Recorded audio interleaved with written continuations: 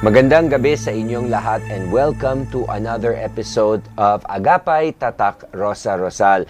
At ngayong gabi is actually very special. This is a topic that is very close to my heart because I believe that this is very important sa lahat ng tao, bata ka man, matanda, and anything else in between. So I'd like to introduce my very special guest, Dr. Donabel Trias Cunanan. She is an aesthetic dentist and president of the Kana Hopefuls Incorporated and an active member of the Philippine Dental Association and Board of Trustees of the Philippine Academy of Aesthetic Dentistry, or PAE. Doc, thank you very much for joining us this evening. Thank you, William. Good evening. Good evening to all our televiewers. Thank you for having me. Yes, Doc, thank you very much. Despite your busy schedule, you found time to come and join us today. Doc, for me, dentistry is a very important topic because it concerns everyone. Dental health is very important. I guess I'm going to start now with a little bit of bad news because I'm going to have to ask you on this. Many years back when I was doing my first interview on dentistry, na-mention na ang Pilipinas daw ang kumbaga, worse sa Asia when it comes to dental health po as per the Philippine Dental Association. Is this still true up to this date? Yes, William, I'm sorry to hear about that, but it's really true. In fact, around 72 to 80% of Filipino in population have tooth decay, and around 80% of that also have gum diseases. So, sadly, that's the status of our Philippine Dental Association's health right now. And Doc, considering na it's yung para bang we have already new technology and hindi naman tayo nagkukulang sa information dissemination para sa proper oral care, ganito pa rin tayo. What do you think the cause is, Doc? Over the board lang naman. Number one, according to World Health Organization, the Philippines has a shortage of dentists. I see. Okay, so in the standard of the World Health Organization, dapat meron tayong around 1 dentist to 7,500 patients. But you know, William, how many dentist patients ratio in the Philippines? Which, how much? That's about 1 dentist to 53,000 patients in the Philippines. Wow. So according to Department of Health, so we really have a shortage. Almost 5 or 6, yeah. So because of this, despite of the technology, the social media, the internet right now, sadly, a lot of people don't have really a personal access to actual dentists aside from those who are available in the internet. I see. You even po in public health offices, ganon, shortage pa rin tayo. Yes, may shortage tayo. That's why the Philippine Dental Association is currently very active in promoting dental health care. Our goal is around 30-70. What do we mean by that, William? It means that our goal is at least at the age of 70, 30 pa po ang ngipin ng ating mga pasyente. I see. Kasi syempre as we get older, nalalagas ito. And worse, pagka hindi nyo naaalagaan. Tama yun, William. Actually, paulit-ulit namin sinasabi, and to all our televiewers, mahalaga po na meron kaming programa na tinatawag from womb to tomb. Ibig sabihin, yes, that's a very catchy from mo, meaning to say sa umpisa ng buhay hanggang sa pagtapos. Yes, ganun kahalaga, William, ang ating dental health care. Right now, sadly, on social media, we see a lot of aesthetic and cosmetic procedures. Totoo, marami talaga yon. Yes. Yung mga rhinoplasty. Parang nagko-compete na nga tayo sa Korea ngayon, di ba? At saka sa Thailand, Doc. So, there's nothing wrong with that. Yes. But our problem right now is kung nag-iingat tayo or nagpapaganda ng ating overall health, it is very important that we include the dental health. That's super important because ito talaga yung this is where we chew our food, and then it's kumbaga just as important as our eyesight, sa totoo lang. And alam mo ba, William, na ang sakit ng ngipin ng isa sa pinakamahirap na sakit Sabi na nga daw, mararamdaman mo sa hindi buhay ka mo. daw makaka-function. Hindi talaga at all, because ang ating oral cavity, ang ating ngipin, connected yan sa ating mga facial nerve, which is connected to our eyes, to our ears, connected to our brain. At saka namamaga pa yan, so it also makes you look bad. So kahit na ano pang rhinoplasty ang ginawa mo, pagka namaga ka na sa sakit ng ngipin, ito ay isang malaking problema. Tama ka dyan, no? So, mahalaga ngayon, no, na pinagtutuunan ng pansin namin sa Philippine Dental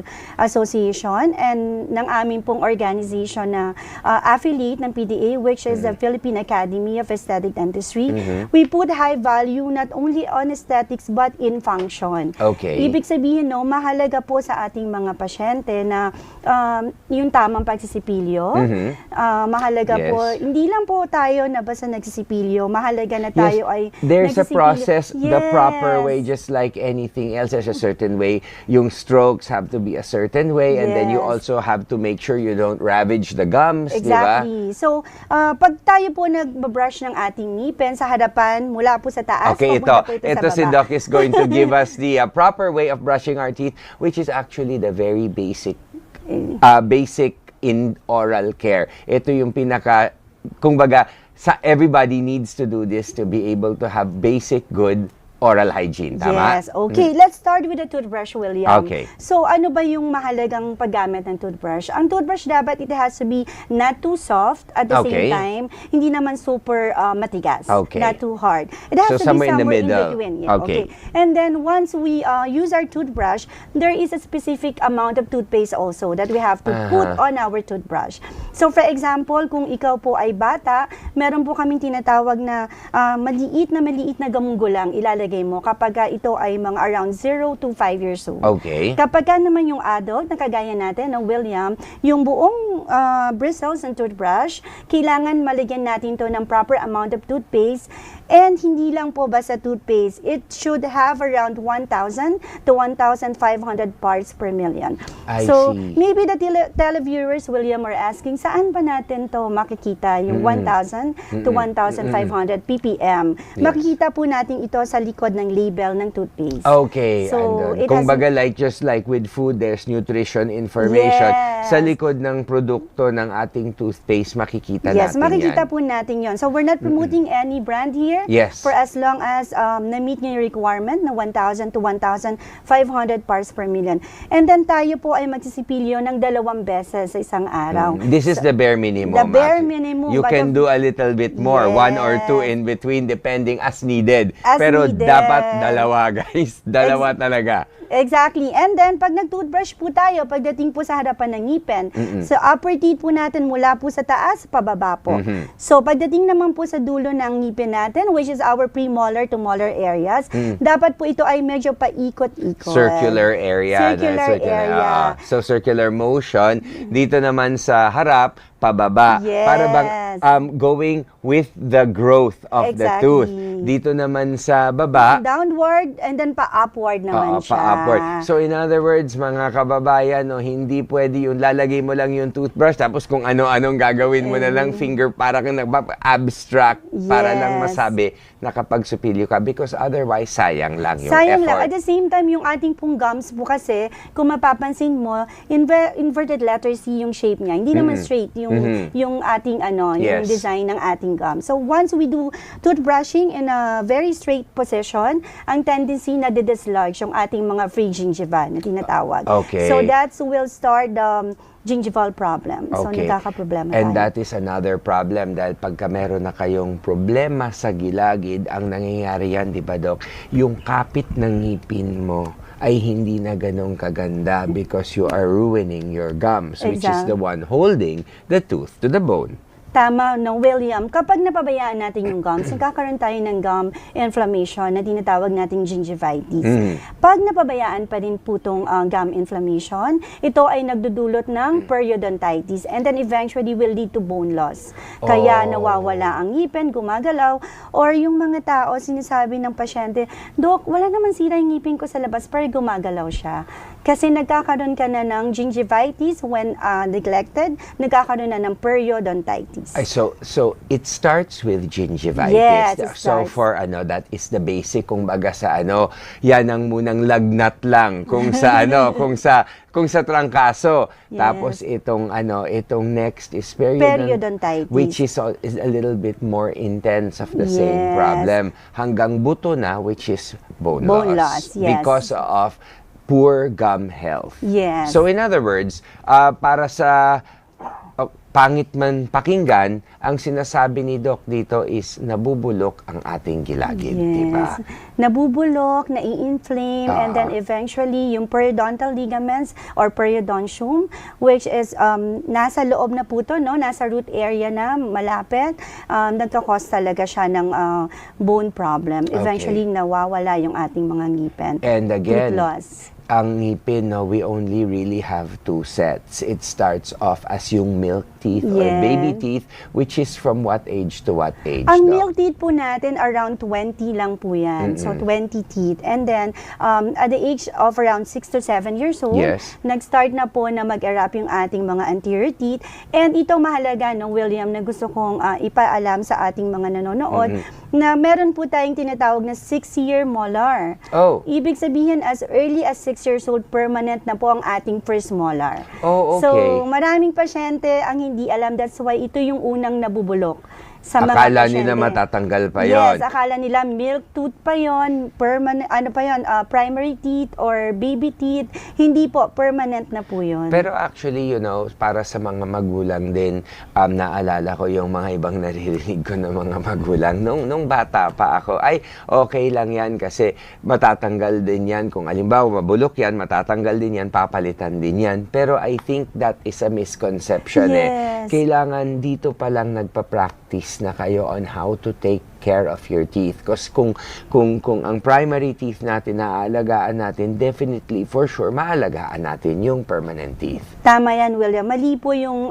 conception ng mga magulang natin nung sinauna. Kasi mahalaga pong alagaan natin. Hindi nga lang, like what I've said kanina sa baby teeth, from womb, ang nanay po, especially pregnant women, Okay. doon Yeah. po nag-start dapat ang oral health care or dental health care sa kanyang anak. Okay. Kasi yung saliva po ng nanay, kapag hindi po siya nagpapa-oral prophylaxis or nagpapalinis ng ngipin, dahil po may dala-dala siyang bata, nada-transfer niya po yung kanyang nag-i-increase ng caries rate dahil po sa laway ng nanay. Ganun po kahalaga yung pag-aalaga ng ating oral cavity. So it's really a whole system. Whole It's system. systemic talaga siya. Yes, systemic. You need to, even in the womb, nagbubuntis kayo, bukod sa ngipin, you have to make sure na healthy yung bata. Exactly. Kaya nga tayo may newborn screening at lahat-lahat. Ito naman ang katumbas nun for your dental health, Exactly. diba?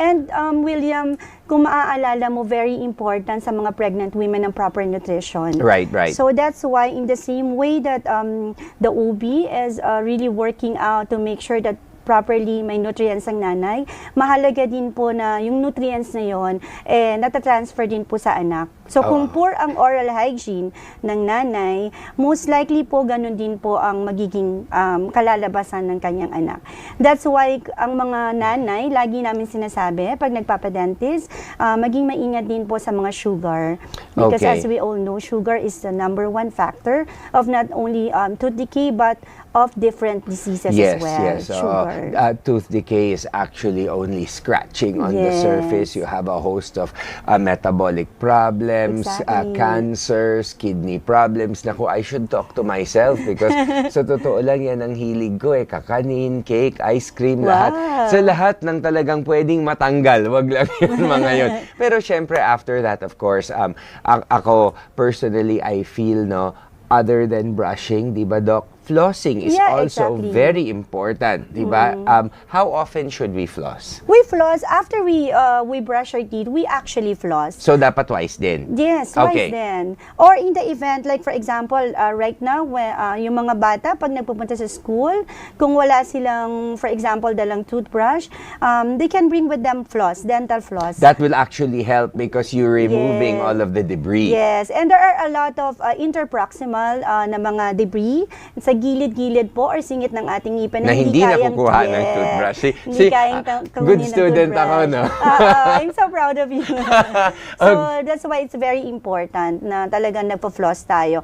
And also, it's important as well to do the mouthwashing. Yes, tama. That's important. Pero not all mouthwashes are created equal. Wag po yung mga alcohol-based na mouthwashes. You know why? The alcohol-based mouthwashes will eventually lead to dryness of the mouth. Sobrang And could tabang cause nila. even more problems than benefits. Tama, Doc? Tama yan. Kaya tama yan. kayo, natural, yung alcohol-free. Maraming mga natural brands ngayon that are available. We will not say that, but responsibility nyo yan to check the labels, di ba? So, madami kaming patients no sa clinic namin because we've been in the practice for 27 years. We have 2 branches of our clinics. We have a lot of patients na talagang very proud sila na, Doc, I'm using this brand, hindi ko na lang sasabihin. And then, upon checking their oral cavity, may dryness. So, nagdi-decrease yung salivary flow because of this alcohol content. Okay. So, eventually, pag dry ang mouth natin, nagko-cause ng tooth decay. Okay. So, yun this ang is problem. generally the good daily oral regimen. Ako, meron pa akong isang dagdag dyan na water pick kasi hindi talaga ako mabubuhay ng walang water pick. Yeah. That's very important. Water pick, yun you're saying the brand. No. Oo nga na. Water flosser. I'm so water sorry. flosser. Ayun, Doc, thank you. Yan talaga pagka-live tayo eh. Yan ang mahirap. Yes, water flosser is also good. Yeah, no? it's very helpful. It's very helpful because it flushes out small amount of debris na nakasingit-singit dyan. Water flosser is also important. Is also important in para bang pwede siyang i-integrate, no, Doc? Pwede talaga. Okay. Pwede. So, Doc, ito, no? So, since we've already established a good, yung para bang daily oral health regimen, no? Can you tell us a little bit lang muna para sa mga hindi nakakaalam, paano nag-uumpisa ang isang cavity?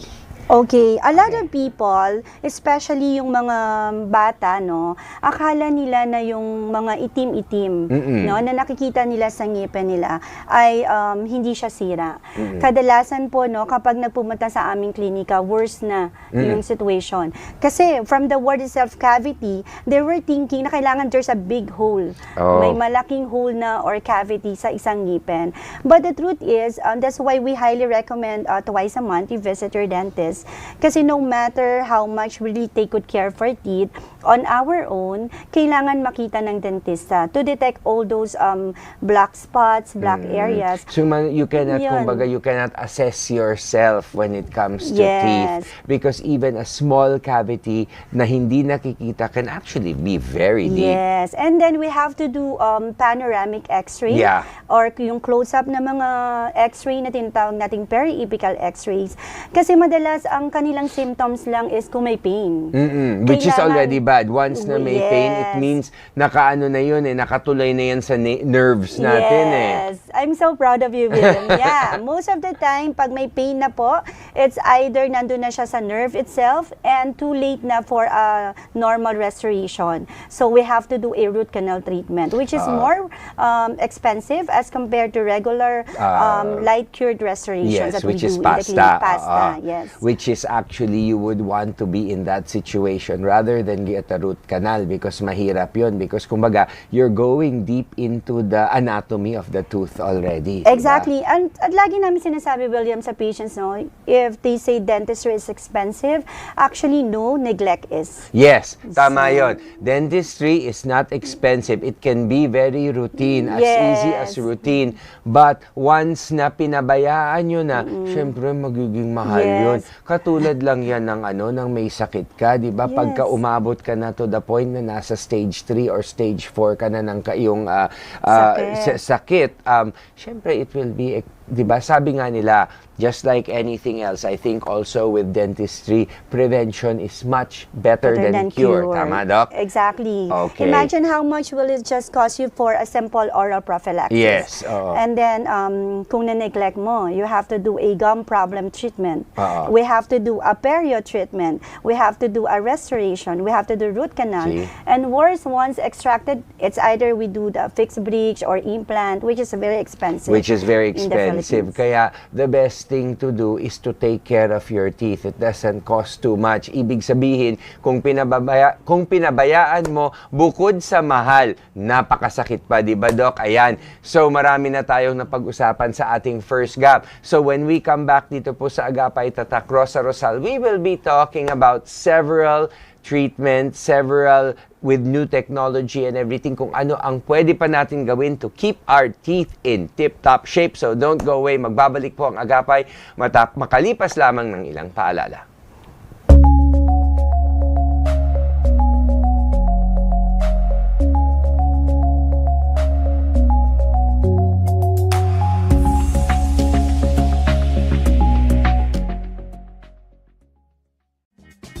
Narito na ang schedule ng inyong paboritong Lotto games mula sa Philippine Charity Sweepstakes Office. Araw-araw ang draws ng 2D Lotto at 3D Lotto tuwing alas 2 ng hapon, alas 5 ng hapon at alas 9 ng gabi. At pagsapit ng alas 9 ng gabi, sasamahan pa yan ng Big Time Games. Tuwing Lunes, magpapapremyo rin ang 4D Lotto, Mega Lotto 645 at Grand Lotto 655. Pagdating ng Martes, magdadala ng panalo ang 6D Lotto, Lotto 642, Super Lotto 649 at Ultra Lotto 658. Tuwing Miyerkules, umaarangkada ang papremyo ng 4D Lotto, Mega Lotto 645 at Grand Lotto 655. Pagsapit ng Huwebes, tutok na sa 6D Lotto, Lotto 642 at Super Lotto 649. Mapapanood naman tuwing Biyernes ang pagbola ng winning numbers ng 4D Lotto, Mega Lotto 645 at Ultra Lotto 658. At tuwing Sabado, abangan ang 6D Lotto, Lotto 642 at Grand Lotto 655. Sigurado namang pasasayahin ang araw ng Linggo ng exciting prizes ng Super Lotto 649 at Ultra Lotto 658. Sali na dahil baka ikaw na ang susunod na mananalo At maging Lotto Milyonaryo. Araw-araw, let's play Lotto! Dito lang yan sa DATV at IBC.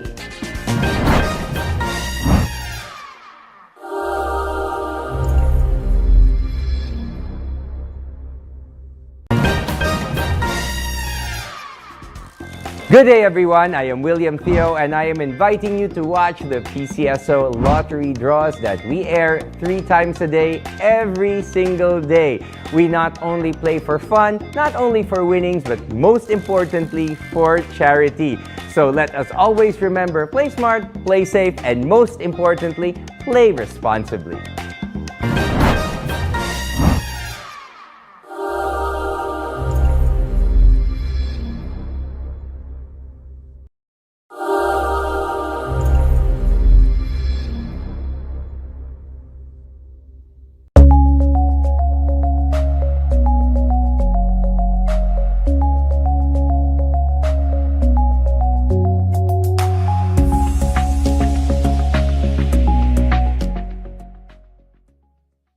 Nagbabalik po ang Agapay Tatak Rosa Rosal, and kasama ko pa rin ang aking very special guest na si Dr. Donabel Trias Cunanan, of course, still on the topic of dentistry. Doc, kanina we talked about the problems, the concerns, and yung para bang, how would you say, how important, how vital it is to take good care of our health because we only have, dental health, because we only have one set of teeth, and that goes with not just our teeth, but our gums, and all that is connected with Yes. it, no? Pero for some good news, there are also new technologies, diba, to be able to help us achieve these goals, or kung halimbawa meron na tayong problema sa ngipin, Doc. So, can you pwede natin ilatag kung ano yung mga treatments na yon? So right now, William, we have in the AI technology, artificial intelligence has also invaded the dentistry, but it is not much of active right now in the Philippines because sadly we're a third world country. Right, If yes. we use AI, it will be very expensive. but at the same time, it's very helpful for dentists. But existing right now, we have different technologies that we use to properly diagnose teeth. We have panoramic x-rays, we have intraoral cameras, scanners, periapical x-rays. We have a lot of things that we do. So in other and words, we use. lahat makikita na natin yung degree of problems from all angles. Doc. Makikita na natin. We Okay. also have, of course, CBCT sa dental. Ano po so, yan? yung CBCT is a higher form of radiography for, hindi siya yung kagaya ng panoramic x-ray. The panoramic x-ray kasi 2 dimensions lang ang nakikita. This is 3. Yes. Ang CBCT kasi naiikot natin yung skull. Oh, Yeah, for okay. example, we have an impacted canine. So once we see it clinically, meaning with our bare eyes, hindi natin nakikita kung ang location niya ba is towards labial, sa harapan, and then upon checking sa ating CBCT, nasa likod pala siya, nasa lingual. Yung mga molars, yung pala nasa palatal yung location So we niya. will know how to We will treat. know, yes. And this also, minsan itong dental concerns na ito, Doc, this is also yung parang sanhi din ng mga certain speech problems, di ba? Exactly. Kung hindi maganda ang positioning ng ating mga Yes, ngipin. not only speech problem, meron din siyang problem with cyst formation. So anything impacted in nature is prone to cyst formation, abscess, and then eventually it might cause tumors. So And that's eventually why, lead to oral cancers, Oral which is cancer. also a very deadly cancer Yes. pagka-andon na, di ba, Doc? yes, nandoon na. I've heard kanina when we were talking, you had your impacted Yes, molar, wisdom tooth. Wisdom Yeah, tooth. and I wanted to say nga na ito rin to share no sa ating mga viewers. Dapat kasi pagka-impacted, nakita na impacted yung tooth mo, ay dapat kaagad for extraction na yan. Yes. Ang problema ko kasi noon, sobra kong busy at saka para bang pinapaniwalaan ko ang sarili ko, I mean in my mind, that this impacted tooth is one day going to straighten up and grow straight. I mean, syempre that's very, very wrong. Yes. Para bang niloloko ko talaga yung sarili ko. Until, ang nangyari, syempre as the impacted tooth grows, and nakita ko yan sa x-ray, kung ito yung last molar ko, at ito yung wisdom tooth. Wisdom tooth, di ba, Doc? I mean, for a little background, kaya tinatawag yan wisdom tooth is tumutubo yan, medyo matanda na ang Yes, isang around tao. 17 to 21 Yes, years old. I was 20, I think, 21 to 22 noon.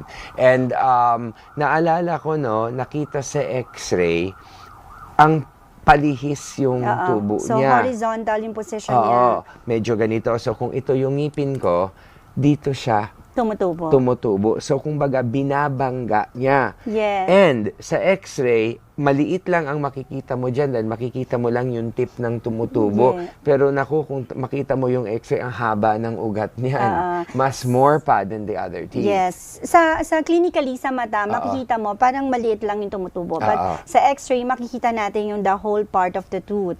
So tama yung sinabi The mo. damage William. that your eyes cannot see. And what happened with me is nasakripisyo Yung second molar. Yung second molar dahil sa sobrang damage na, kumbaga binangga na niya, kumbaga parang inararo nung ngipin na yun, yung isang ngipin. So we have no choice. Buti na lang, extraction, hindi pa kami umabot sa extraction. Okay. But we had to do a crown and a root canal because just to make sure that it would be safe with the crown. So yun ang naranasan ko ng kakaiba. Hindi ko man naranasan yung regular toothache because hindi pa siya umabot sa ganon.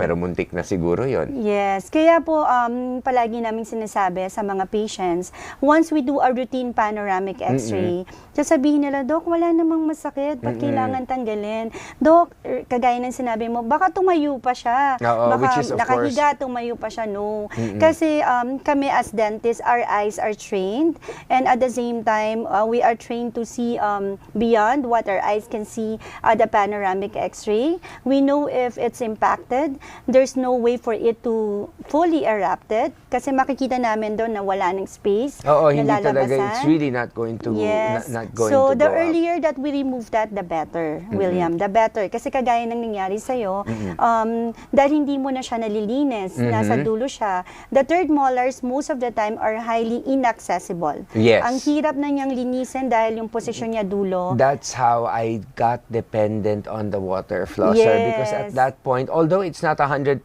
but the water flosser Yes. is the only thing that can help you at that point. Yes, because of the pressure Yes, of water and air. Yeah. So, nafa-flash out yung mga nakasiksik doon. So, ganun ang nangyayari talaga. That's why the earlier for us to remove the wisdom tooth, the better for the patient. Speaking of molars and wisdom teeth, kung alimbawa naging impacted yung molar, tapos nagpupush sa against the another molar, may tendency ba ito ma-misalign yung iba natin, like yung incisors Yes, natin? definitely. Pwede rin yun. Kasi yung wisdom tooth, once it pushes the second molar, the second molar has the power to move the rest of the teeth. So, kapag ka ito ay nangyari, nagkakaroon tayo ng crowding. Minsan nagka-crowd sa harap yung mga ngipin, nagkakaroon see. ng misalignment. So, isa yan sa mga tinitingnan namin once we do also the orthodontic treatment. I see. Yun yung reason kung ba't hindi pumapantay, kasi nakaharang siya doon sa dulo. So, we have to remove that. Once na natanggal natin, the damage will stop to happen. Kung baga, it will Yes. stop pushing. Ito naman, Doc, siguro also, tanong din ito ng karamihan, kailan dapat magkaroon ng braces? At saka ano ang ginagawa ng braces? Ina-arrange nito yung mga ngipin, alam ko, pero paano, Doc? Okay, the braces kasi can be done in three things. Una, meron tayong tinatawag na preventive braces. Okay. Meron tayong interceptive. Kasi usually, ang sinasabi ng mga ibang magulang, kailangan, naku, ang bata pa ng anak ko, wag muna nating kabitan ng braces. There is such a thing as myofunctional appliances. These myofunctional appliances are considered part of the braces na treatment. Kasi as young as 5 years old, 7 years old, we can wear myofunctional appliances. Kung ang mga anak niyo po na maliliit, lagi namin sinasabi sa pasyente, natutuwa ang mga nanay. At the age of 5, 7, hala, ang ganda ng ngipin ng anak ko, walang spaces. That's a red flag for us. Why? Kasi at the age of 7, 8, dapat may spaces na yan. I see, because ibig mas malaki yung permanent teeth. Exactly. So, ibig sabihin, nag-grow dapat yung kanyang arch or yung bone. Kapag hindi nag-grow, eventually, we will have an orthodontic problem. So, kapag ganun pa lang, we do myofunctional appliances. Ano ba tong myofunctional appliances? These are appliances na nilalagay natin para mag-expand ng ating mga arches, such as mga sagittal na appliances. So, as young as mga around 7, 8, nilalagay na namin yan. Okay. So, that's part It's a of preventive, orthodontic. it's Yes. also parang to prepare for the teeth to come in properly. Yes, because the braces itself can actually treat more on a dental alignment. Okay. So more on dental. We need some appliances such as sagittal to expand the bone itself, yung pinaka-bone. I see. Okay. So yung iba kasi, so marami pala yan. It's not that simple. it's not that simple. And then we also use studs. So may mga nilalagay pa tayo na mga inihila natin sa bone, sa upper arch. So, marami siya. So, it's a very complex treatment. That's why the earlier that we can treat, the better for the patient. So, wag na po Okay. nating antayin na Naku, patandain pa Very natin. complex. And then, syempre, if you're younger, medyo your bone is more pliable, di ba? And there's Yes. many more things that we can move around. Rather than pagkatanda mo, and if you're wearing braces at an old age, parang hindi rin Mahirap masyadong na. bagay, no? Yes. So, kasi hindi bagay, mas mahirap na kasi most of the time, complex na, complicated na yung case. At saka you will also keep your braces for a longer time For when a you're older. longer time. Unlike if you're younger and then you move it Yes. fast, retainers na lang tayo after, di Yes. ba, Doc? And yeah, tama yun, William. And also, once we treat younger, what we can do is we align the teeth. What we do is we make the teeth and the upper and the lower jaw grow in such a way that kung saan natin sila gustong mag-grow. Okay, so kumbaga So, inaano natin sila na Minamanipulate. ma-manipulate Right, Yes. yes. Okay, nako Doc. Naman. Ang dami pala natin pwedeng pag-usapan. Thank you for sharing that, but we have to take a short break. Etong next gap naman natin, pag-uusapan natin yung dentistry of tomorrow and what we Yes. can look forward to. So don't go away. Agapay Tatak Rosa Rosal will be back after these messages.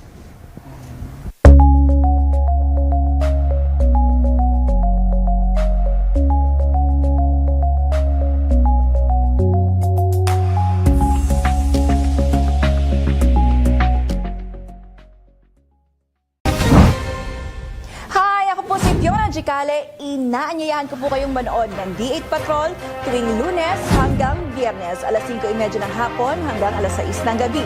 Tampok ang mga malalaki at pinakamainit na balita sa bawat sulok ng mundo. Lahat ng pangyayari ihatid sa inyo na may malinaw na impormasyon. Dito lamang yan sa D8 Patrol.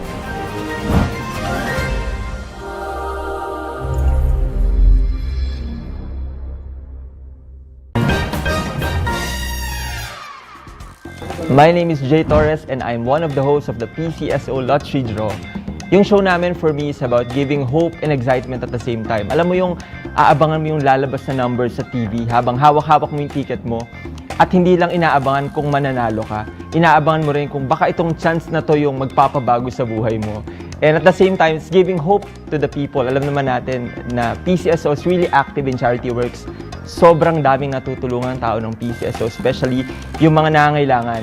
And I myself, I also help sa charity. Kaya naman sobrang lapit ng PCSO sa puso kasi I'm doing my job and at the same time, I'm part of the organization na tumutulong sa napakaraming tao. Kaya naman sa mga kalaro namin from Luzon, Visayas, and Mindanao, inaanyayahan ko po kayong suportahan po ang PCSO. Makisali po kayo at bumili ng tickets everyday. Kaya patuloy po natin suportahan ang PCSO Lottery Draw na mapapanood po natin sa IBC 13, DATV at sa mga live streaming channels. So paano ba yan? See you mga kalaro!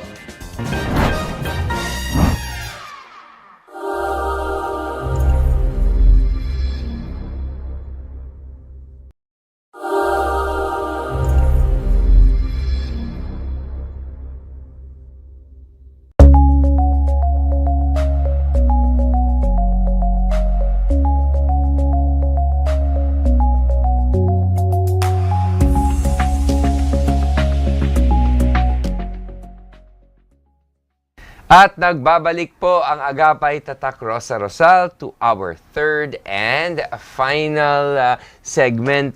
Doc, ito naman pag-uusapan natin ngayon, the future of dentistry. Of course, Dr. Donabel Trias Cunanan, kung ano ang mga good news para sa atin. Siyempre, of course, technology is always evolving and I'm sure marami ng mga bago kaysa nung time ko na ang braces ko ay metal. Mukha akong metal mouth na parang railroad tracks because my teeth were also bukod sa overcrowding, I think I had to have 4 extracted dito 2 dito 2, yeah, premolars because I had too many teeth for that it could accommodate, no. So para bang ayun, braces. I also did not wear the retainers as long as what was prescribed. Mabuti na lang hindi bumalik sa dati. So good news, William. No? Right now, you don't need to wear those metal braces. If you want to, pwede pa naman. But right now, we have ceramic braces for those especially in the limelight, just like you. Or ngayon, meron tayong mga tinatawag na aligners. Yung invisible ones. Invisible ones. Are these actually effective naman? They are effective on certain conditions, just to set your expectations. Right, yun Hindi nga. siya For pwede, every all. Yeah, hindi siya pwede for mga complicated cases. There are certain indications for aligners, but these are nowadays very rampant, especially in the entertainment industry. Okay, it becomes a lunchtime procedure-ish, no? And with aligners, kasi they don't need to go to the dentist every 3 weeks to 1 month. We can give the set of aligners that they have to wear on their own, and then we will just monitor. So yun ang maganda kasi with aligners. And since it's invisible, at the same time, even though you're doing your news, you can wear it. Oh, So hindi okay, siya nice. halata kasi invisible siya. Sana may And ganun nung bata ako. So ngayon, that's the dentistry in the Future. of the Ito- future. and now Actually, in the ngayon present. na yun, in the present. And then, what we are doing right now with the Philippine Dental Association in partnership with the Dental Department of Health Yes, Doc. is ina-affiliate na namin ang dental clinics with the Department of Health. Nice. So Okay. become may accreditation, Accreditation. tayo. Why is it important? So, Dr. Our PDA President, Dr. Marius, and also with the Department of Health, right now is focusing on doing that. Why? Kung ito po sa bawat barangay natin, no, ang mga klinika sa bawat barangay ay ma-affiliate po natin, magkakaroon po ng access ang mga ordinaryong tao sa mga private clinics. Dati po kasi wala pong ganun na partnership or Wala. affiliation. And unfortunately, hindi enough ang ating mga barangay health centers I see. to accommodate mga complex procedures. So madalas sa health center, ang ginagawa lang po nila is mga bunot. Okay. Ngayon po, hindi na ganun ang dentistry. Okay. Ang dentistry ngayon is we're very Conservative. focused. Yeah, conservative at the same time, we're very focused on holistic approach. And restoration. And restorations. Okay. Kasi Nako. it does more harm than good sa mga may hirap na pasyente. You know why yung cross-contamination? That's why iniiwasan na namin dati yung mga dental missions, madaming bunot. Hindi Doc, na at po saka ganun yung bunot, ngayon. no, kailangan maiano lang natin is a band-aid solution. Ang nangyayari kasi sa bunot, once tinanggal mo, nagkaka-space yung ngipin. Yes. So, mas mabilis matanggal yung mga ibang ngipin mo because they're like all swimming around, di ba? Yes. Something like that. Oo. Saka kapag nagbunot po tayo ng ngipin, hindi lang po yung katabi ang umuusog, yung kapartner niya sa taas. Oh, yun na nga. By nature kasi, biologically speaking, hinahanap niya yung kapartner niya, parang tao. Parang it's like a scissor. Yes. Diba? That's So, why it's... Yes, pag wala siya yung kapartner niya, yung ngipin po sa taas, pag nabunot yung baba, magsusupra erap. Ibig sabihin, bababa siya. And vice versa, yung ngipin sa baba, pag nawala yung taas, aangat naman po siya. Tapos, So, importante yun. uugayan. So, sinasabi nga nila, importante ang dentition and occlusion. Exactly. That is very So, important. very important. Right now, we have a lot of mga TMD, Yes. temporomandibular diseases, or Oh, okay. TMJ problem. These are occlusion problems that has something to do with our temporomandibular joint, yung I see. dito. So, it's a lot of things, kaya kailangan you have to take care of your teeth. But, Doc, ito naman, no, because sa ibang-ibang across the board of other medical concerns, meron tayong another layer which is yung natural remedies. Yes. Dito po sa dentistry, meron din ba tayong natural remedies na pwede natin i-explore? Yes, marami tayong natural remedies na pwedeng explore. But right now, what is interesting is in our neighboring countries such as Thailand, ginagamit po nila ang medical cannabis oil to actually treat yung tooth decay. I see. So it's effective? Based on, there are a lot of studies right now, but it's not yet substantive. Hindi, alam naman natin, no, yung pag-aaral, William, mahabang mga It's a clinical never-ending trials. process, Yes, yes. it's a never-ending process. Pero that's interesting is yung cannabis oil or marijuana oil, ginagawa rin nilang toothache drops. Oh. Kasi right now in the Philippines, we have such a thing as toothache drops. These are just band-aid. Mga Solution. band-aid solutions lang to. Pero however, sa mga pamilya natin na mga pasyenteng mahirap, mahalaga na ma-address natin right away yung pain. Yung pain, So yes. sa Thailand, nung umattend ako sa Thailand, nakita ko na merong mga cannabis oil na ginagamit siya. Which is very important to me, William, if I may share. Of course. Because we have a daughter with intractable form of epilepsy known as okay. Dravet syndrome. That's why aside from actively advocating for oral health care, Yes. I'm also advocating for medical cannabis in the Philippines. Aha. Because medical cannabis, as we all know, is a naturopathic Therapeutic. It's a natural form of treatment for epileptic seizures And for my nakatulong daughter. ito sa daughter ninyo pa, ma'am? Right now kasi illegal pa siya, William, no? So, but based on studies, it can address symptoms of seizures. Aba. It can also help for pain management, such as toothache. Kaya I want to lead sana in the future, Okay. Lord willing, if there's a clinical trial in cannabis oil in dentistry, I would like to be in the forefront of that movement. Okay. And it can also help yung mga patients with multiple sclerosis. Oh, I see. So, very broad ang Very broad ina-address siya. nito. So, that's why we're passionately advocating for that since Okay. 2013. Okay. We have a group known as Kana Hopefuls Incorporated. Yun na nga yun na. I was going to ask, ang Kana Hopefuls, ano po ito? Ang Kana Hopefuls is a patient organization. So, we've founded together with other parents and patients Okay. and caregivers and fellow advocates. We founded Kana Hopefuls, formerly the Philippine Cannabis Compassion Society, last 2013. So, we are advocating and pushing for the legalization for medical use only, William. Okay, No? yes. We have to make it clear to our viewers, medical lang po ang aming pinaglalaban. And right now, there's a meron pong ang ating pong proponent si Senator Robin Padilla sa Senate Okay. for the legalization. And good news, pasado na po ito sa third and final reading sa House of Representatives sa Congress. Sa Senate na lang po ito nakabinbin. Okay, so in other words, at least we are moving forward. Moving forward. And then hopefully with more studies and yung para bang with more knowledge also, yung and familiarity na makakatulong din ito sa Yes. mga quality of our daily life. Because I Yes. think that, Doc, that is really what we are striving for, no? Since we only have X amount of years to live Yes. and X amount of that is only in your, ang prime nun is mas konti pa. So we really need to have a good quality of life. Yes, diba? exactly. To be functional. Sa tingin ko yun talaga ang we owe it to ourselves, to be functional, to be able to do things on our own. Yes, and William, healthcare should not be for the rich. Yun na nga, should be, yes. Food should be for all. Yeah, it should be for all. That's why we wanted to make sure that naturopathic treatment should also be an option. Because it is it is not as costly and somehow, di ba, Doc, hindi siya nagre-require ng andyan ka connected to certain machines in the hospital. And the side effects.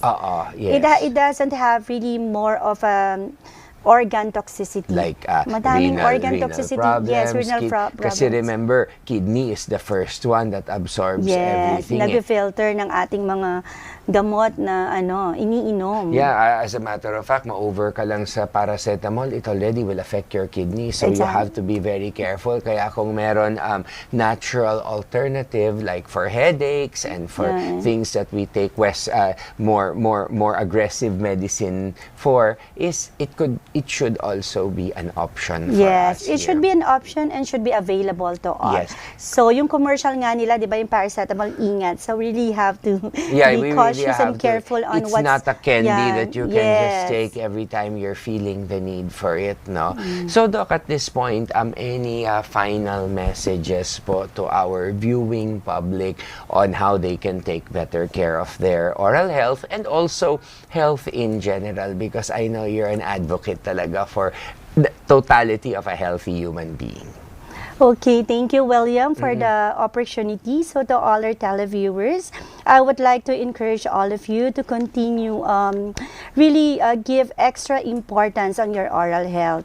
So nananawagan po kami sa Philippine Dental Association together with the Philippine Academy of Aesthetic Dentistry and Malabon Navotas Dental Chapter na panatilihin po natin na ligtas, malinis at caries-free ang ating mga ngipin. So mahalaga po na tayo ay bukod sa nagtutoothbrush, we have to make sure to visit our dentist twice a year for routine oral prophylaxis and then eventually for early detection of dental caries and any abnormality of the oral cavity. Yes, and also to add to that, let us be open, no?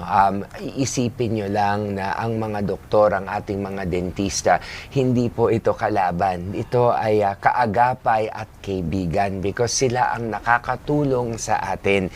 We have to be open to be able to listen to the advice, and not only that, is actually practical application sa ating buhay, di ba? Yes. So that's very important. And once again, it's a move for a healthy smile. Yes. Okay, thank you very much, Dr. Donabel Trias Cunanan, aesthetic dentist and president of Kana Hopefuls Incorporated, active member of the Philippine Dental Association and Board of Trustees of the Philippine Academy of Aesthetic Dentistry, or PAED. Thank you very much, Doc, for joining us and sharing us your wisdom and knowledge. Ako marami akong natutunan sa gabing ito. Sana kayo din. So until next episode, thank you very much and have a good evening everyone. Sa ngalan po ni Rosa Rosal, ako po si William Theo na nagpapaalam na po. Thank you.